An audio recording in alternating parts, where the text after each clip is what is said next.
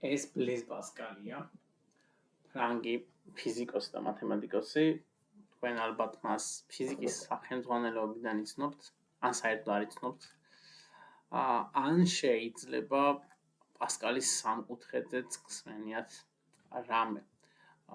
თუ არ გსმენიათ, მაშინ ახლა გაიგებთ და აღმოაჩენთ, რომ ერთი საკმაოდ რთულად დასამახსოვრებელი საკითხი მათემატიკიდან თურმე საკმაოდ მარტივად შეგვეძლო თავის დროზე გვესწავლო. ან ახლა ვისწავლოთ. მე უნივერსიტეტში გავიგე პასკალის სამკუთხედის შესახებ პირველად. სკოლაში არ ვიცოდი. და აღფრთოვანება გამოიწვია ჩემში, იმდენად მარტივი მექანიზმია კონკრეტული რაღაცის დასამახსოვრებლად. შეიძლება არაფერი განსაკუთრებული, თუმცა მნიშვნელოვანია ძალიან. გარდა კონკრეტულად აი ამ გამოყენებისა სხვა გამოყენებაც აქვს, თუმცა ჩვენ ამ შემთხვევაში მხოლოდ მის ალგებრულ გამოყენებაზე ვისაუბრებთ.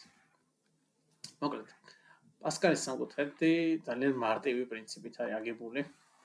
ლოგიკურია, რომ სამკუთხედის ფორმა აქვს. პირველ სვეტში, ანუ სტრიქონში, ამ შემთხვევაში წერება უბრალოდ ერთიანი. ხოლო ყოველ მომდევნო სვეტში რიცხვები შემდეგი პრინციპით უნდა დავალაგოთ. ესე იგი, კიდეებზე წერთ ერთიანებს და შემდეგ უკვე მის ქვემოთ წერთ აი ამ ორი რიცხვის ჯამს. კიდეებზე კვლავაც ერთიანებს და ასე ვაგრძელებთ კიდეებზე ერთიანებს, ხოლო აი ამ ორი ციფრის ქვემოთ წერთ მათ ჯამს. 3 და 3, შეგვიძლია კიდედან დავიწყოთ.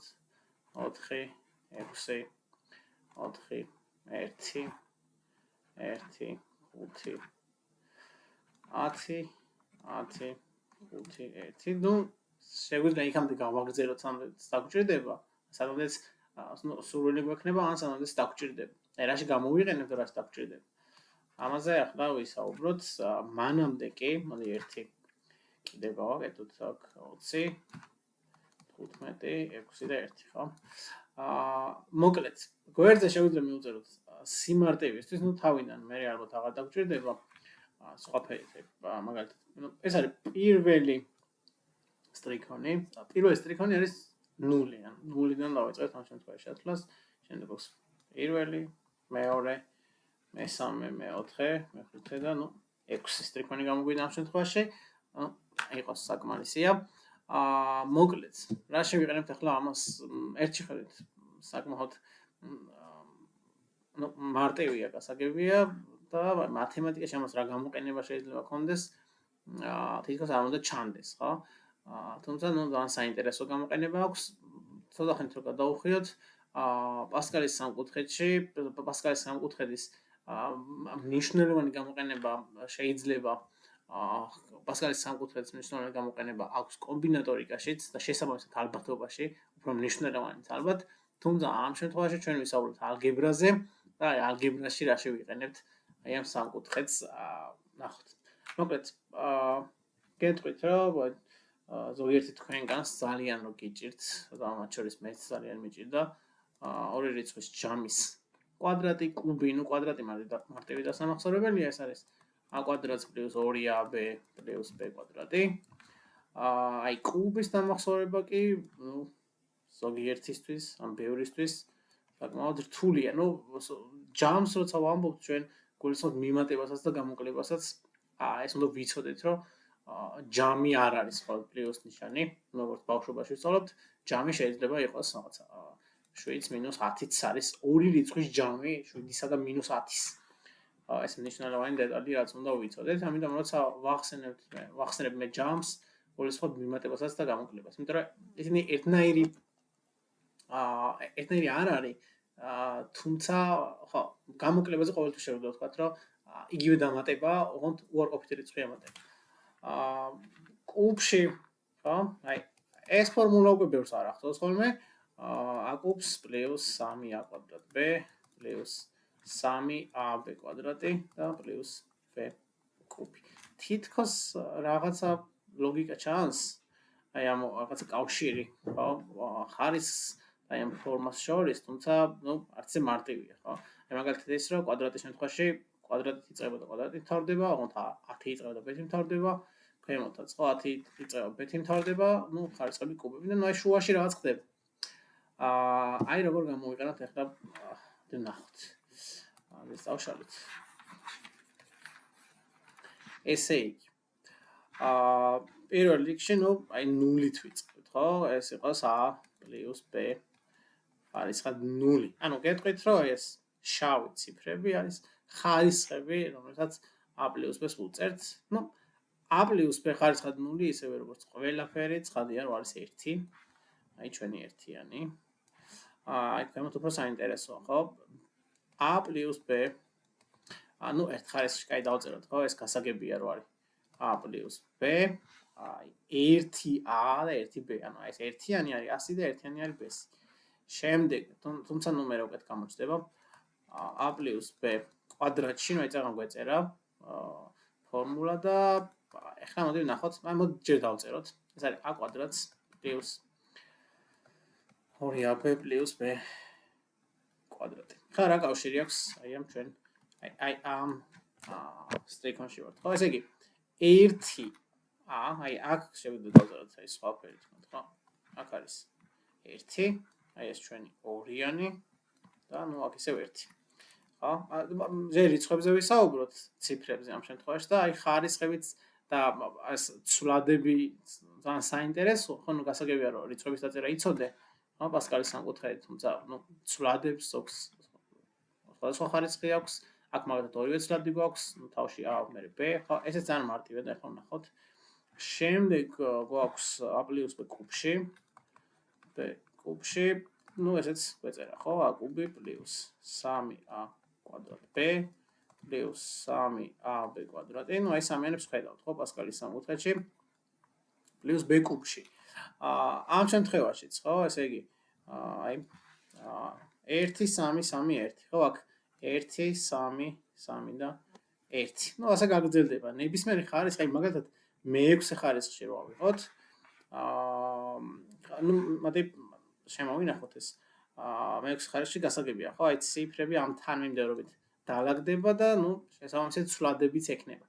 აი ცვლადები როგორ უნდა დავწეროთ, ამაზე ახლა ვისაუბრებ. ძალიან მარტივია. მაგალითად, ესე იგი, აი ქვემოთ უფრო გამოჩნდება, ხო? მაგალითად a + b კვადრატში რო ავიღოთ, ამ შემთხვევაში, ესე იგი, პირველი იწერება, გასაგებია a, ანუ აქ რაც წერია პირველი, აი ამ შემთხვევაში a, ხო? პირველს წერთ a-ს. ანუ აი ესე დაალაგდება. a კვადრატში, ანუ მაქსიმალურ ხარისხში რაც გვაქვს, ანუ ჯამი რა ხარისხიც არის, a მაგ ხარისხში გვაქვს და b გვაქვს 0 ხარისხში. ხო, ანუ შეიძლება ცვლადებით დაიწეროს აქ, ხო, მაგალითად a n ხარისხში და b n-k ხარისხში, რაც მე 0 გამოვა, თუმცა ამით უფრო გავირთულებთ ალბათ, ხო? ესე იგი a 2 ხარისხში და ესე იგი უფრო მარტივად რიცხვი იწერება, აი ეს ამ შემთხვევაში ჩვენ ვართ კვადრატზე, ხო? ანუ აი ამ რიცხვს წერთ, ხო, ერთიანს არ წერთ, მე a კვადრატში მაქსიმალურ ხარისხში და b 0 ხარისხში. შემდეგ ამას პლუს აი ეს ციფრი ახლა 2, ახლა ნახეთ საინტერესო რა ხდება. a-ს ხარისხი 1-ით იკლებს, ანუ 1 ხარისხში და b-ს ხარისხი 1-ით იმატებს, ანუ 1 ხარისხში.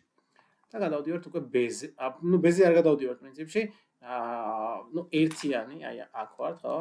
ერთიანს არ დავწერთ და უკვე ისევ a-ს ხარისხი 1-ით იკლებს და ან 0 ხარისხში გახდება და b-ს ხარისხი 1-ით იმატებს b კვადრატში. ანუ გასაგებია, ისევ მაქსიმალური ხარისხი 2 იყო, 2-მდე მივედით და ესე იგი დასრულდა. თუმცა ამ ფორმით არ მიწერია ზევით, ხო, აქ. და რატო არ მიწერია, ახლა ვნახოთ. აქეთ გადავწეროთ. ესე იგი a კვადრატი b 0 ხარისხში, ნებისმიერი რიცხვი, შესაბამისად ცვლადი 0 ხარისხში არის 1, ამიტომ a კვადრატი გამრავლებული 1-ზე იქნება უბრალოდ a კვადრატი. პლუს a 1 ხარისხში b 1 ხარისხში აი აქ ვართ. a 1 ხარისხში b 1 ხარისხში არის, a და b და იქნება 2ab და a 0 ხარისხში აი აქ, ხო? a 0 ხარისხში 1-ია, 1 გამრავლებული b კვადრატზე არის პლუს b კვადრატი. ხო, აი მივიღეთ სუსტად ეს ფორმულა, რომელიც აქამდე მეწერა. მოდი აბა ვნახოთ უფრო მაღალი ხარისხის შემთხვევაში რა მოხდება. მაგალითად, აი 5, ხო, a + b მე-5 ხარისხში, სხვათა შორის რამოდენიმე ეროვნული გამოცდის ტესტში, გონი ეროვნული გამოცდის ტესტში, ან შეიძლება მასწავლებლის გამოცდაში იყო ზუსტად საკითხი, რომელიც პასკალის სამკუთხედის ცოდნას საჭირო. პასკალის სამკუთხედი ძალიან მარტივია, კომბინატორიკის ელემენტებითაც შეიძლება და გაკეთება, თუმცა პასკალის სამკუთხედს თუ ააგებ, იქ მე-10 ხარისხზე იყო საუბარი, მე მგონი და ცოტა დიდი სამკუთხედის აგება მოგვიწევდა, ეგ მე 7, 8, 9, 10 კიდე სტრიქონები. თუმცა დაზღვეული ხარ ყველანაირი შეცდომისგან. ამიტომ ასე ძალიან საინტერესო ჭკვიანურად შეიძლება მისი გამოყენება. ხო, ესე იგი a + b, მე ცოტა შორიდან დავიწყოთ, რომ დაგვეტიოს a + b მე-5 ხარისხში. ესე იგი აი აქ ვართ ჩვენ. ესე იგი ერთიანს წერთ, ხო, პირველი რაც გვაქვს, ერთიანი აღარ დავწეროთ და a მე-5 ხარისხში, აქ b0 ხარისხში უნდა იყოს, მაგრამ b0 ხარისხში ერთად აღარ დავწეროთ. პლუს ამას აი ეს ხო 5-იანი a ხარისხი იკლებს, ანუ 4, b აქ 0 ხარისხში იყო, რომელიც არ დავწერეთ და ახლა გახდება b1 ხარისხში, ანუ უბრალოდ b. პლუს ამას აი ეს ხო 10 ახლა 10 a მე-3 b მე-2. ხო ძალიან მარტივია. a-ს ხარისხები იკლებს, b-ს ხარისხები იმატებს, პლუს ისევ 10.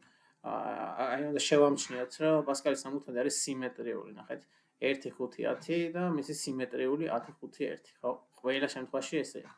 10 a კვადრატში b კუბში პლუს 5 a 1 ხარისხში, ანუ a b 4 ხარისხში და პლუს 1, აი ეს, ხო? 1 ეს არ დავწერთ, a 0 ხარისხში, ანუ 1-ია და არ წერთ და b მე-5 ხარისხში. ხო, აი ამ ფორმულის დამახსოვრება ცხადია, რომ თითქმის შეუძლებელია, ყოველ შემთხვევაში ადეკვატური ნამდვილად არ არის, ხო, ამის გაკეთება და აი ამ ფორმულით შეგვიძლია რომ არ ვიცი, თუ არ დაგვეზარება a + b 50 ხარისხშიც ავიყვანოთ. ხო, ძალიან ბევრი წევრი იქნება, კონკრეტულად 51, ხო, თუ დავაკვირდებით, მე-5 ხარისხის შემთხვევაში 1 2 3 4 5 6 წევრი რა, 6 წევრს ვღებულობთ, მე-6 ხარისხის შემთხვევაში 7 წევრს და ანუ n ხარისხის შემთხვევაში ვღებულობთ n + 1 წევრს. n + 1 წევრს გულისხმობ, რომ წევრი რა არის, ხო, ზოგადად აი მარტივად რო ვთქვათ, პლუსით და მინუსით გამოყოფილი რაღაც სხვა არაფერი, ხო, ესე მარტივად შეიძლება განისაზღვროს წევრი, რამდენი ცვლადიც არ უნდა ერიოს, ხარისხები, რიცხვები, მაინც ერთი წევრია თუ მასში მიმატებისგან გამოკლების ნიშანი არ გვხდება, ხო? ანუ 50 ხარისხში ვავიყვანოთ, აქ გვექნება რაღაცა 51 ცალი წევრისგან შემდგარი გამოსახულება, ხო? თუმცა ფიზიკურად ეს შესაძლებელია და გარკვეულ დროს მოითხოვს. ეს არის სულ მოკლედ რაც პასკალის სამკუთხედზე მქონდა სათქმელი, სულ ამით არ იწურება პასკალის სამკუთხედის თემა. როგორც გითხარით უკვე კომბინატორიკაშიც გამოიყენება, ზუსტად იგივე გამოყენება აქვს, ანუ ზუსტად იგივე არის პრინციპი, უბრალოდ კომბინატორიკა სხვა თემაა საერთოდ და ძალიან მნიშვნელოვანია პრინციპში, სხვათა შორის კომბინატორიკა ერთ-ერთი საკმაოდ რთული თემაა მათემატიკაში.